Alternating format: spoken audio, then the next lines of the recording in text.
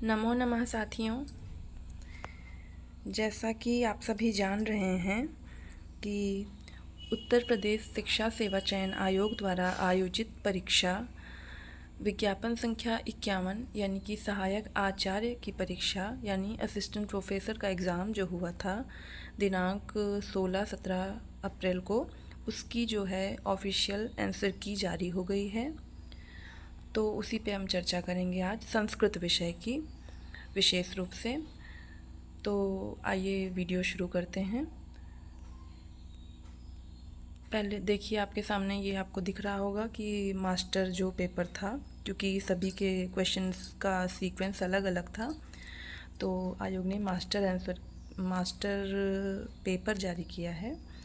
इसमें इसी के क्रम से जो आंसर की है उसके हिसाब से हमको मिलाने हैं अपने उत्तर। तो आइए देखते हैं। 30 प्रश्न जीएस के थे, उसको हम छोड़ देते हैं या इसको भी संक्षिप्त रूप से अंतिम में देख लेंगे। पहले हम अपने संस्कृत पर आते हैं। तो देखिए, संस्कृत 30 से,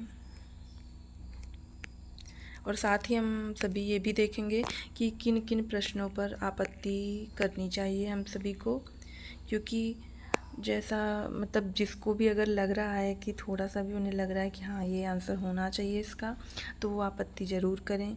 क्योंकि ये परीक्षा जो है ये कोई इस तरह की नहीं है कि यूजीसी नेट की तरह या और वैसी परीक्षाएं हैं कि आप अगर मान लीजिए कि अगर एक भी क्वेश्चन कम भी हो जाता है तो कोई नहीं, पर ये तो आपका ये प्रतियोगी परीक्षा है, तो इसमें एक प्रश्न भी अगर गलत हो गया तो समझिए पूरे परिणाम से ही बाहर हो सकते हैं। तो इसीलिए सभी लोग ज़्यादा से ज़्यादा आपत्ति ज़रूर करें।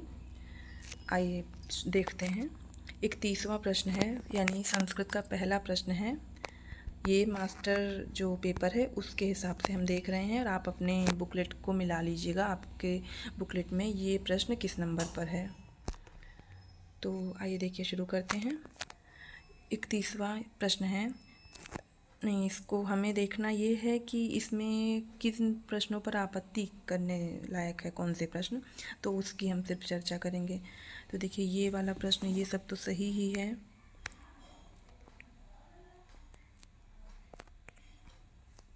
ये देखिए, जैसे ये 40वां प्रश्न है, ये अधोलिखितेषु समुचित वचनानि चिनुत, यानी ये जो 4 दिए हुए हैं इसमें से समुचित वचन को चुनना था।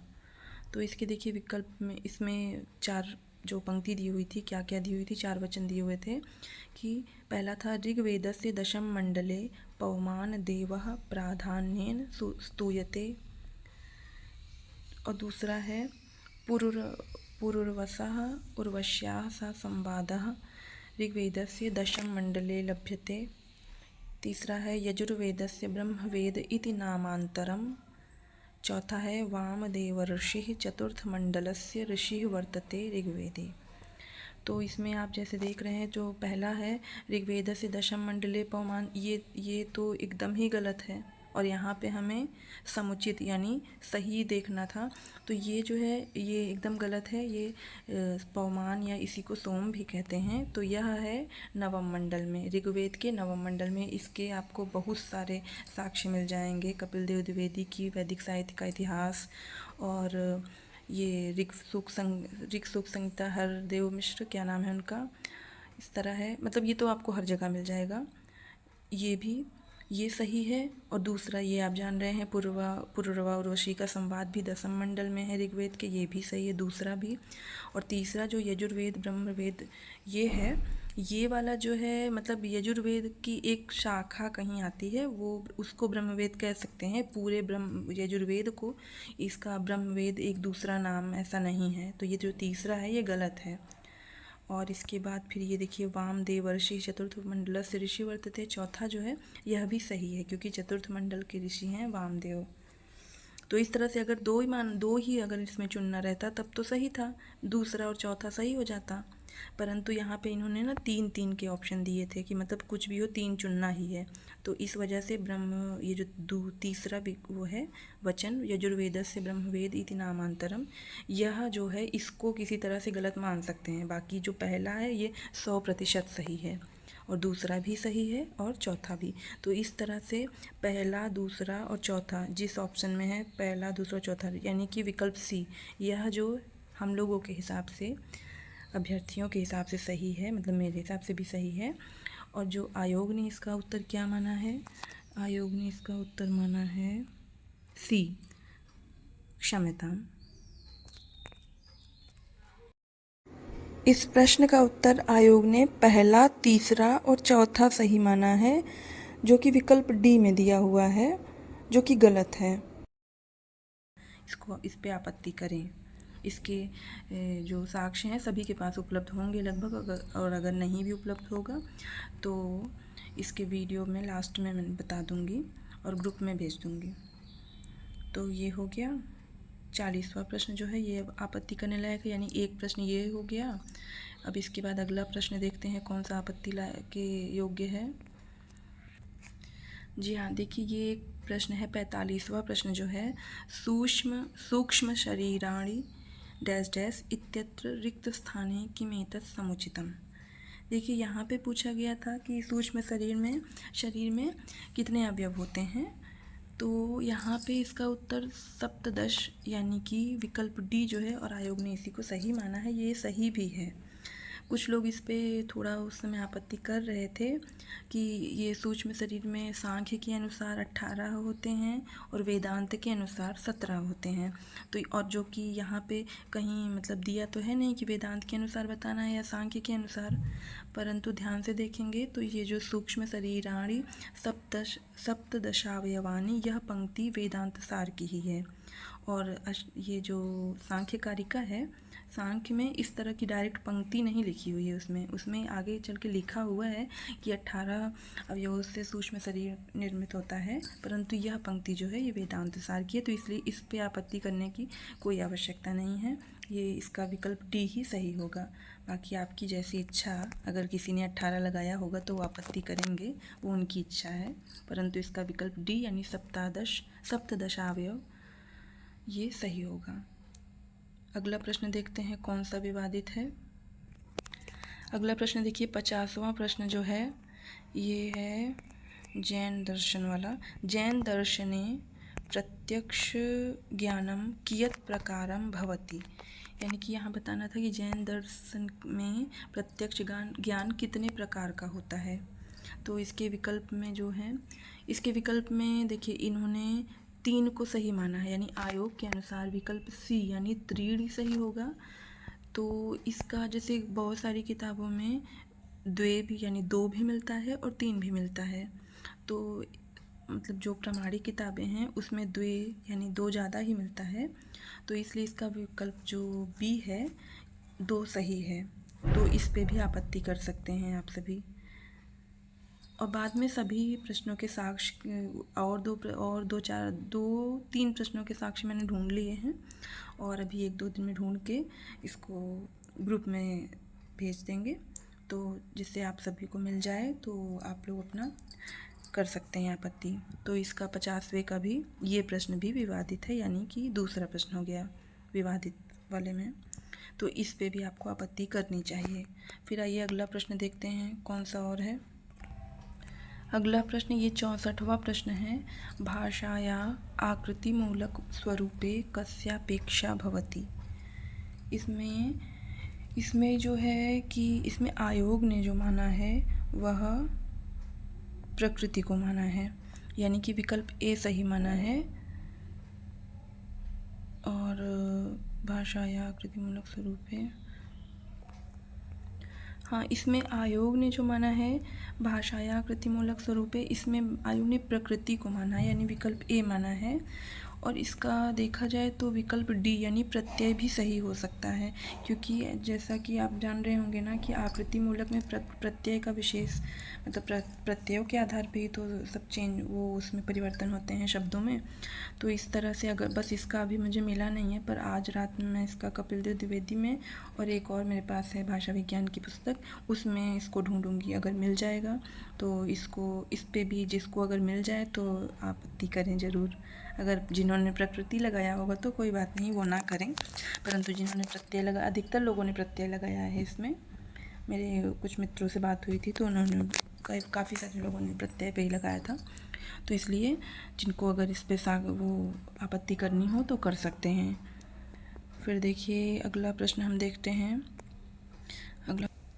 ये देखिए अगला प्रश्न है 84वां प्रश्न है ये, कौटिल्येन कति विधाः गुप्तचराः स्वीकृताः, यानी कि कौटिल्य के द्वारा कितने प्रकार के गुप्तचर स्वीकृत किए गए हैं। तो देखिए इसके पहले तो इसका देख लेते हैं कि आयोग ने इसका उत्तर सही क्या माना है। तो इसका उत्तर आयोग ने माना है, कहाँ गया, चतुर्विधा, यानी कि विकल्प बी। आयोग ने इसका चतुर्विध माना है, जो कि बिल्कुल गलत है। या तो मान लीजिए दो किसी तरह हो सकता है, क्योंकि जब आप वहाँ पे पढ़ेंगे तो सबसे पहले गुप्तचर के दो भेद करते हैं, संस्था और संचार। तो जो संस्था होता है वो स्थायी रूप से एक जगह रह के, और संचार जो होते हैं विविध जगहों पे भ्रमण करते हुए, और मतलब एक तरह से अप्रत्यक्ष रूप से वो राजा के हित में कार्य करते हैं, ये सब चीज़ करते हैं। तो इस तरह से इसका मतलब चतुर्विधा तो किसी तरह सही नहीं होगा, और षड्विधा भी कोई वो नहीं है। ये देखिए द्विविधा हो सकता है सही, और या तो पंचविधा सही है, क्योंकि वहाँ पे जब मुख्य रूप से गुप्तचर के बारे में बताया गया है तो गुप्तचर का लक्षण जब उन्होंने लिखा है कौटिल्य ने, तो उसमें सिर्फ 5 प्रकार के जो गुप्तचर हैं उन्हीं लोगों का ही लक्षण किया गया है, और आगे चल के लिख दिया गया है इत्यादि। तो यानी कि इसमें देखा जाए तो सबसे ज़्यादा जिस विकल्प सही होने की संभावना है वह है सी, यानी पंचविधा। 5 प्रकार के आपने पढ़े होंगे ना, उदास्तिक, तापसिक, गृहपटिक और इस तरह से। तो इस पे भी ज़रूर आपत्ति करें, ज़्यादा से ज़्यादा अपने मित्रों को कहें कि इस पे भी आपत्ति करें जिन्होंने 5 लगाया, और नहीं भी अगर मान लीजिए इसमें नहीं लगाया तो ये कॉमन होना चाहिए फिर, क्योंकि इसके 2 विकल्प सही हैं। तो इस तरह से इस पे भी आपत्ति करें आप सभी। अगला प्रश्न देखते हैं कौन सा है। ये देखिए अगला प्रश्न 100वां प्रश्न है। 100वां प्रश्न है कि राजमंडलस्य कति प्रकृतयः सन्ति, यानी राजमंडल की कितनी प्रकृतियां हैं। तो देखिए यहाँ पे इन्होंने मतलब वैसे तो और अर्थशास्त्र यानी कौटिल्य ने भी, मनु ने भी, बृहस्पति ने भी और याज्ञवल्क्य ने भी, सभी ने लगभग राजमंडल पर लिखा हुआ है, तो उसकी प्रकृतियाँ बताई हैं। तो इस तरह से इन्होंने किसी को निर्देशित तो नहीं किया है कि इनके हिसाब से बताना है। तो इस तरह से इसके विकल्प जो है आयोग ने देखिए क्या सही माना है, पहले देख लेते हैं। तो आयोग ने माना है 12, हाँ, तो आयोग ने 12 यानी विकल्प ए सही माना है, जबकि इसका मतलब ये विकल्प बी यानी सप्त भी पूरी तरह से सही है। इसका भी साक्ष्य मेरे पास है, मेरे पास एक पुस्तक थी पर अभी वो मिल नहीं पा रही है, पता नहीं कहाँ रख दी है मैंने। तो जैसे मतलब 1-2 दिन में अधिकतम इसको ढूंढ लेना है हमें। तो इस पे भी सब लोग ज़रूर आपत्ति करें। तो इस तरह से 5 प्रश्न ऐसे हो गए जिस पे आपत्ति करनी चाहिए। जिन्हें भी लग रहा हो संदेह तो वो लोग आपत्ति ज़रूर करें। और एक प्रश्न जो ये वाला था ना, सूक्ष्म शरीराणि, इस पे आपत्ति करने का कोई मतलब नहीं रहेगा, क्योंकि ये जो है पंक्ति से अगर पूछा है ना, तो पंक्ति से वेदांत सार के अनुसार यानी सप्तदश ही सही होगा इसका उत्तर। ठीक है, तो इस तरह से आप सब अपने तरफ से भी जल्दी से जल्दी साक्ष्य ढूंढ लें, और ये 19 तारीख तक का समय दिया गया है, तो तब तक आप आराम से इसका वो क्या कहते हैं आयोग को अपनी आपत्ति भेज सकते हैं ईमेल के माध्यम से। फिर ये हो गए संस्कृत के विषय। आइए अब एक बार ये देख लेते हैं जीएस का। जीएस का वैसे बहुत अच्छा तो नहीं रहता है संस्कृत वालों का, पर फिर भी देख लेते हैं। तो इसमें मुझे लग रहा है 2 प्रश्न, कहाँ गया, देखिए इसमें से एक प्रश्न ये वाला है, ये 8वां प्रश्न जो है, शिक्षण में प्रायोजना विधि का जन्मदाता किसे माना जाता है। इसमें जन्मदाता पूछ रहा है, तो इसके विकल्प में पहले इसका आयोग ने जो सही उत्तर माना है विकल्प बी यानी विलियम हर्ड किलपैट्रिक को माना है। परंतु जब आप ये शिक्षण मनोविज्ञान ये सब जो पढ़ेंगे, आपने पढ़ा होगा बीएड और सीटेट वगैरह में, तो वहाँ पे जब देखेंगे तो उसमें ये प्रयोजना विधि के जनक जो हैं उसमें जॉन डीवी को माना जाता है, और जो किलपैट्रिक हैं इन्होंने इसको और आगे अच्छे से विस्तारित किया था प्रयोजना विधि को। तो इस तरह से इसके 2 विकल्प सही हैं। तो अब या तो आयोग 2 उत्तर माने या तो इसको भी कॉमन करना चाहिए। तो मतलब एक प्रश्न ये है विवादित इसमें जीएस में, एक ये प्रश्न है और एक और प्रश्न है, रुकिए। जी हाँ, ये देखिए एक प्रश्न है 23वां प्रश्न जो है ये कि निम्नलिखित में से किसे 1938 में सुभाष चंद्र बोस के त्यागपत्र देने के पश्चात भारतीय राष्ट्रीय कांग्रेस का अध्यक्ष चुना गया। तो इसका ये जो प्रश्न है ना, ये प्रश्न ही गलत है, क्योंकि इसमें ये मतलब यहाँ पे 1938 नहीं है, ये यहाँ पे 1938 नहीं बल्कि यहाँ पे 1939 होना चाहिए था, क्योंकि 1939 में सुभाष चंद्र बोस ने त्यागपत्र दिया था। तो इस तरह से ये प्रश्न ही गलत है, तो इसलिए इस पे भी आपत्ति कर सकते हैं, जिसको अगर मिल जाए इसका साक्ष्य तब। बाकी ऐसा मुझे लगता है, बाकी आप सब अपने आप से अपने हिसाब से अच्छा ही किए होंगे, आपको नहीं लगता है तो आप ना करें, ऐसा मुझे लग रहा था तो इसलिए मैंने बता दिया। तो यानी कि जीएस में 2 प्रश्न ऐसे मेरे हिसाब से मुझे लग रहे थे कि विवादित हैं और बाकी सभी सही है। तो इस तरह से अब आप सभी देख लें, अपने उत्तर को मिला लिए होंगे। अब जल्दी से जल्दी आप जिनको आपत्ति करनी है वो लोग आपत्ति कर दें, और आप लोग आपके कितने प्रश्न सही हो रहे हैं जीएस और संस्कृत में मिला के आप इसको कमेंट में बता सकते हैं।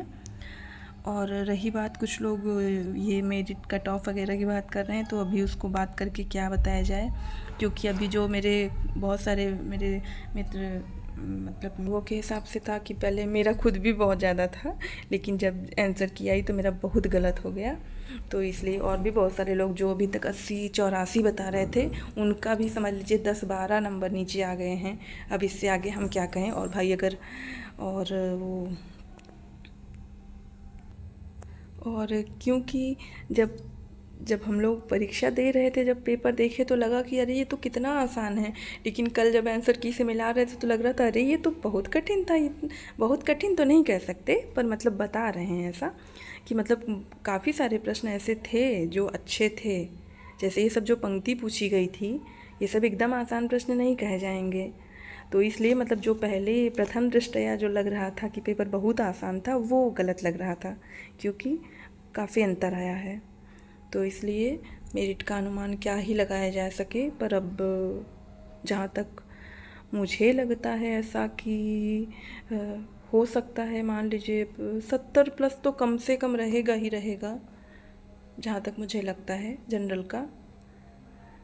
तो इस तरह से, और अब भी आप लोग अपने, क्योंकि बहुत ज़्यादा लोगों ने अपने नंबर मुझे बताए नहीं हैं कि मुझे बहुत ज़्यादा पता रहेगा, पर जिन्होंने बताया है उनके हिसाब से मैं बता रही हूँ।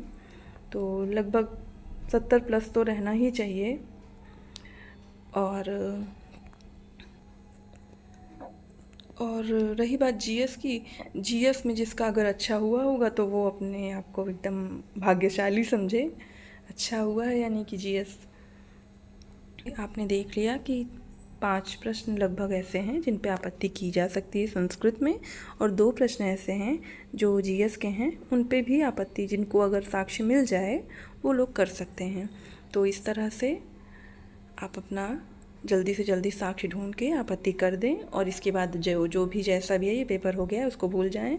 अब आगे टीजीटी पीजीटी उसकी तैयारी करें, पीजीटी की अच्छे से, क्योंकि अगर आपने, हम सभी ने नेट की पूरे नेट जेआरएफ दिया है और ये इसका, तो इससे हमारा पीजीटी का समझिए काफ़ी सिलेबस तैयार हो गया है, तो उस पर हमें अच्छे से रिवीजन करते रहें। तो इसलिए अब, और उसमें हम लोगों को समय भी मिल गया है, नहीं तो 14-15 को ही रहता अगर टीजीटी, तो उसमें हम लोग कहाँ पढ़ पा रहे थे।